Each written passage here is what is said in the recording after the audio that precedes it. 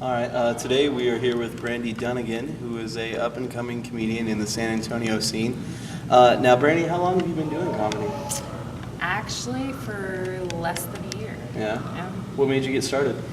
Well, I used to do theater when I got out of high school. We produced and did stage plays, and then I did some film stuff, but just kind of got started with my life, had kids, had my husband, and I always said, by the time you're 30, you need to get up on stage, you need to try it once. Yeah. And I was 30, and I was 31, and I was 32, and I finally did it, and once I did it, it's like, okay, I don't completely suck at this, and I can keep it up. So I think it was just all the misery that's in my life. I have a place to put it now. So, yeah. Which is, it's a great way to be able to get up there and just kind of vent about all this stuff that's going wrong, or if I know a lot of times when I'm on stage, I'll be looking for answers to like life questions or something like that, and I'll just kind of like get people's feedback on like what it is I should do. Well, and it's cool too because the self-derogatory parts of your act, whether it's character-based or if it's your real life just laid out in front of people, it makes people feel better. They're laughing at you, but they're laughing with you too, because they're like, well, I've been through that shitty circumstance, or I felt like crap about myself too, and you're making me laugh. I can laugh about my own life too. Yeah. So it's kind of therapeutic for the audience and for the person saying. I'll jump him. I'll take the rap. I can make it in prison. Y'all don't believe me, do you? I believe you. It's cool.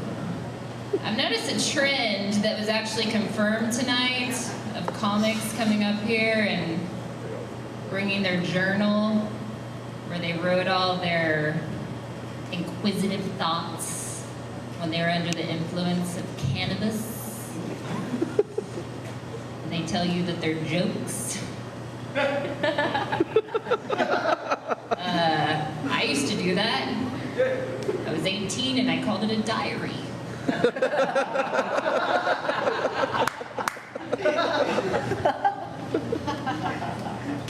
I actually remember one of my first entries into my diary. The Diary of Brandi Dunagan. You think you know, but you have no idea how high I am. For everybody that didn't laugh, now I know that you were shitting yourself still in the 90s, because that was an MTV reference. Did nobody watch that shit but me? Seriously, okay, one person watched The Diary. The rest of you were smart people and you're reading Anne Frank. So back to the trend of the incoherent potheads that turn comedians. I wanted to do that, get in on this trend that's blazing the nation, but I don't smoke when my kids are home. Because they be stingy with that shit. I get drunk. So I got drunk last night. Just a normal Monday night. I had dinner at 2. So anything after that is night. So you're ready to hear my inquisitive drunk thoughts? Yeah! Yeah! Woo! All right. So, let's see. Oh, this was good. Okay. I wonder if when my little girls are older and they see just like the tiniest, tiny little bit of vomit on the floor next to the bathtub, or maybe like they find vodka in a Windex bottle, their heart will get warm and they'll have fond memories of me. Mom. Let's not talk about me being an alcoholic. Yeah. That would be good. Actually, we could talk about it. I don't consider myself an alcoholic. Right. Was there more to that, or? Okay. I don't consider myself an alcoholic either. I'm a drunk. Alcoholics go to meetings. I am a drunk. I'm a happy drunk though. I've only been mean like a few times. It depends on what I drink, oddly enough. Yeah. I've noticed that like Jaeger, I will put my fist through walls. Like, Yeah. It's really bad, but it's also my favorite thing to drink. My favorite thing to drink is actually champagne. Oh, and God. I will break things, but not because I'm angry, just because I'm fucking stupid. Like, we've got a huge TV in our living room, and that sounded so stupid. We have this huge TV in our living room. It's like a regular TV. But when I drank champagne one night, I like fell. I had numerous bruises all over my ass just from like falling on our wood floors. I was trying to like toss the remote across the living room, totally cracked our TV. No. But never angry, just like the happy person breaking dishes and like, yeah. Well, that's good. That's the funnest kind of drunk to have around. Oh yeah. It's that drunk, and then the one that does really stupid shit when they're drunk, or the guy that you can convince to do anything. I can be around pretty much anybody except for angry drunks and like uncontrollably sobbing chicks. Oh yeah, those are the worst. Or an uncontrollably sobbing guy. That would actually be the worst. Yeah, that would be the worst. Yeah. Oh my god, I feel like I've got a couple friends now actually that when like we start to drink or whatever, they're like, dude, I gotta get this off my chest real quick, Yeah. like, whatever. You're like, oh, great. Yeah, and it's just like, he'll be telling me about like in like fourth grade, he was like, I peed on the teacher's desk, and I can't get it out of my head, and I'm just like, I didn't even know you in fourth grade, so we're good. He's like, and then fifth, my uncle, you're like, whoa, stop right now. Back to the jokes. I had to be grateful for all the people that paved the way before me. Jack Kerouac, Billie Holiday, Hank Williams, Amy Winehouse. And it reminds me that I need an agent. Because I want to be a celebrity before I tragically die of alcoholism.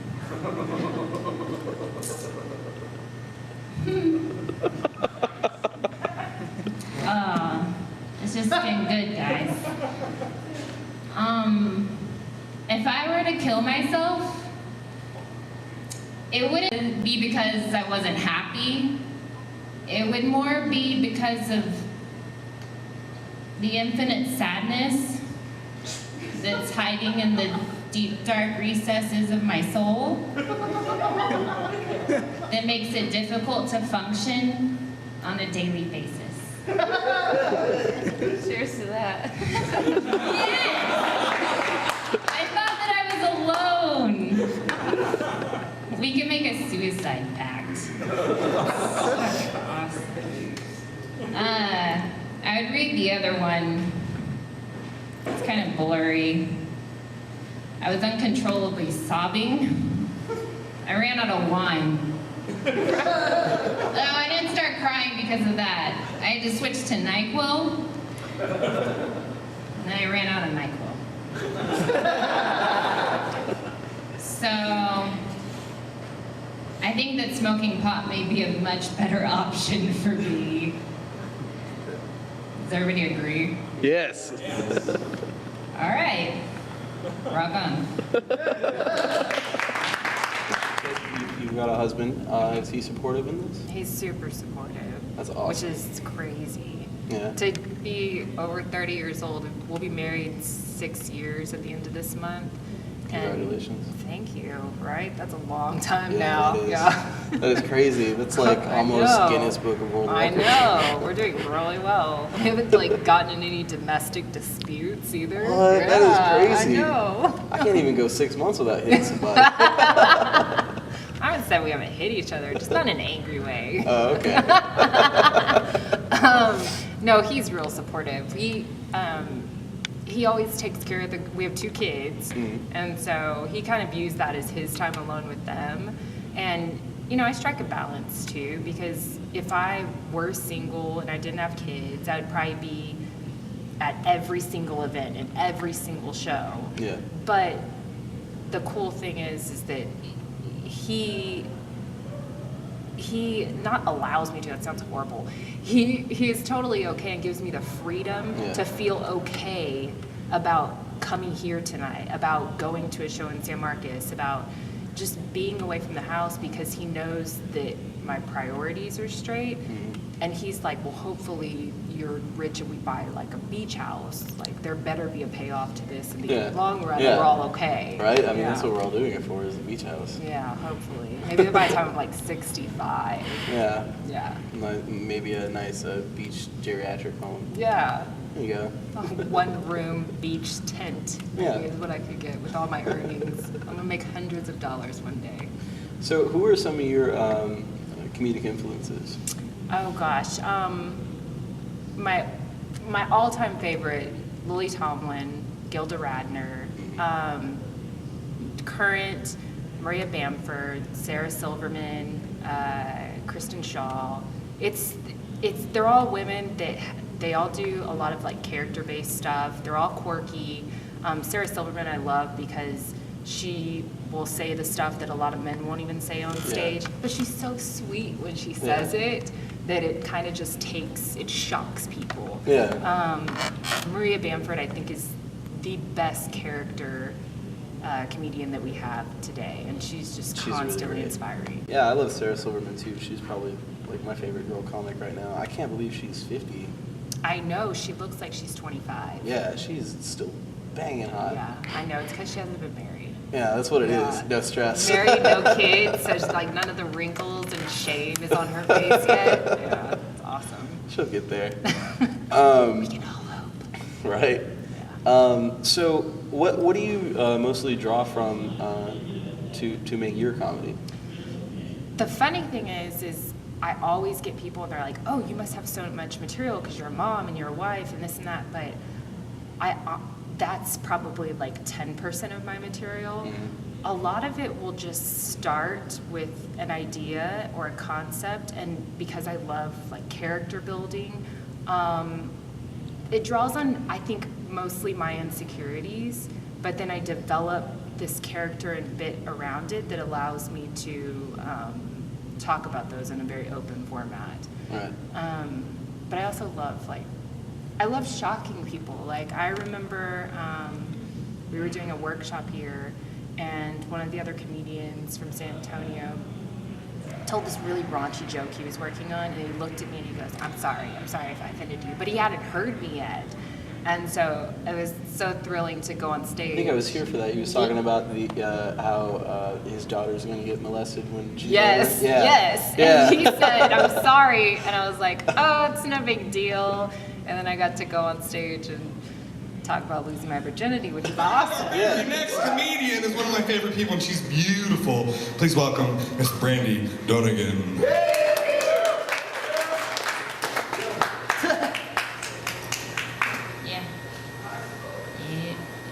Yeah, Grandma, I'm doing a comedy show. Yes, I'm dressed appropriately. I'm on stage. There's a pole.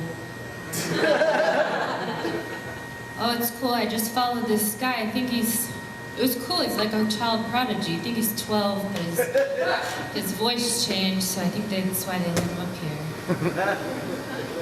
All right, I gotta go. No, I didn't work on any of my Jesus jokes. All right, I love you too. Bye. Hey, everybody. What's up? Y'all are crazy crowd. Oh. I knew that shit was gonna happen. I'm sorry. I think I did that because I'm really nervous, guys. This is my first time doing this in front of a lot of you guys. And there's a lot of you guys. It's like a comedy gangbang. I didn't know what to expect, though, so I Googled it. Just Googled doing it for the first time. I learned a few things. Learned it's gonna hurt. Might get a little messy. We're both gonna leave here equally disappointed. It's not your first time to a comedy show. Nope. It's my first time being disappointed.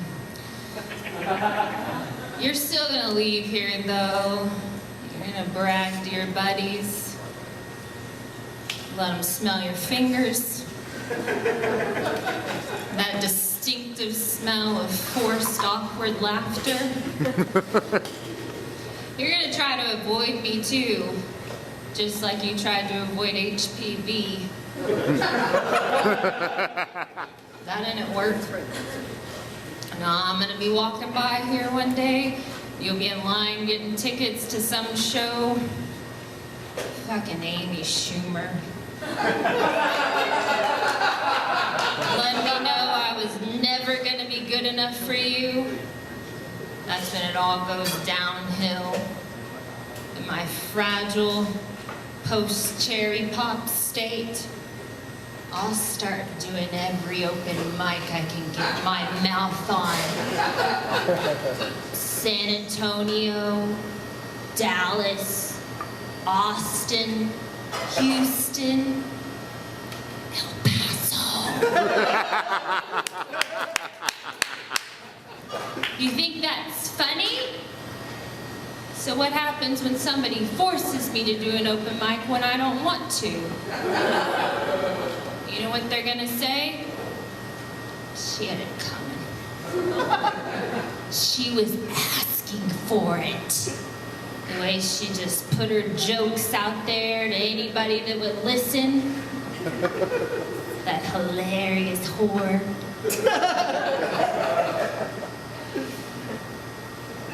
What if I end up pregnant? That's not why I got into this. I'm not ready for a baby. There's no telling who the father is. I've been to so many open mics over the past few months, sometimes 2 or 3 in one night. Dad was right. I'm not ready for this. I don't think you're the one. My body is a temple and you're not having church in it tonight. No jokes, guys. No jokes tonight. No funny business. Keep your legs closed. Everybody's watching. I'm sorry. I'm sorry for wasting your time.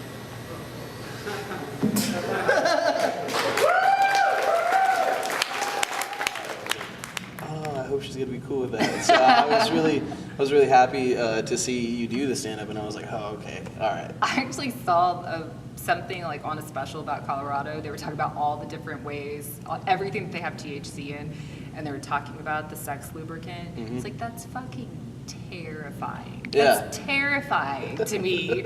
Like, if your other parts get higher than you are, like, what happens? Right? Like, what would make it even worse is if they didn't tell you. Oh, yeah. And so you literally think they have dope dick. Like, at that point, like, you would be like, oh my God, I'm literally being numbed from the inside out. That's crazy. I've never thought about Jimi Hendrix while I've had sex. This is crazy. All right, Brandi, well, thanks so much for coming out today. Now, you're going to be doing a couple shows this upcoming week. Where are you going to be at? On Friday, July 18th, I'm going to be in San Marcos at Back Alley Comedy Club for Jeremiah Wilkerson's show. July 29th, I'll be doing George Anthony's Willful Ignorance down at River Center. Okay. And then August 11th, I'll also be at River Center. They're going to do a women's showcase. So, All right. Yeah. Well, we look forward to seeing you out there. right on. All right. Thanks, Brandi. Yeah, thank you. No problem. Should we high five? Cut. Okay. Woo, all right, cut.